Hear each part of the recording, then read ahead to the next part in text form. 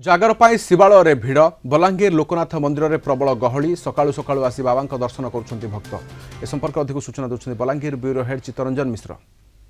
आज महाशिवरात्रि जागर यात्रा एथि शिवालय रे भक्तों भिड़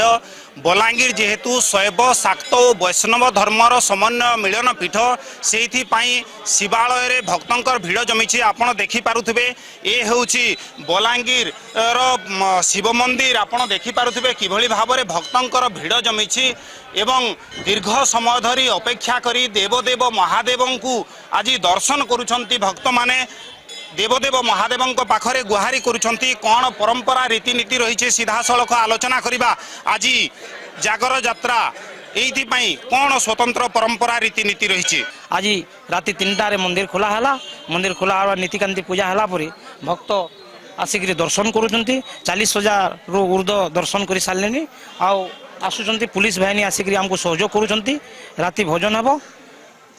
कौन परंपरा रही जागर यात्रा केमिति कौन विश्वास रही भक्तंकर भक्तर बहुत विश्वास अच्छी आम श्री श्री लोकनाथ बाबा भक्त मैंने आसिक मनस्कामना पुण्य समस्त डाकुंट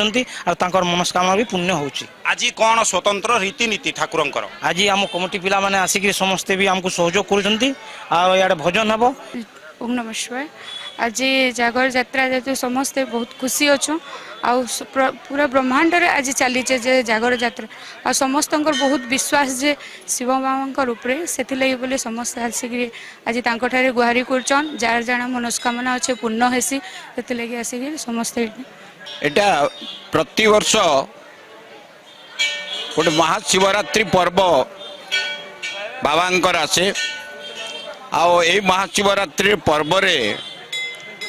प्रति वर्ष जमती रीतिनीति रे पालन करा जाए ए वर्ष ताठू आउरी अधिक परिमाण रे कार्यक्रम करा जाइछि आ लोकंगर समागम बहुत किछि अछि। निश्चित भाव में जदि देखा गोटे प्रकार शिवालय रे भक्तों भिड़ जमी एवं भक्त माने आसुचंती देवदेव महादेव को दर्शन करुचंती एवं ये जो महाशिवरात्रि जागर यात्रा रे भक्त आसी बेलपत्र गोटे देवदेव महादेव पाखरे अर्पण करने एवं भक्त आज कहूँ त्रिदलम त्रिगुणाकारम त्रिनेत्र च त्रिआयुधम त्रिजन्मम पाप संहारकम एक बेलपत्र शिवार्पणम। बलांगीर भिडियोग्राफर विश्वजित चित्तरंजन मिश्र, कलिंग टीवी।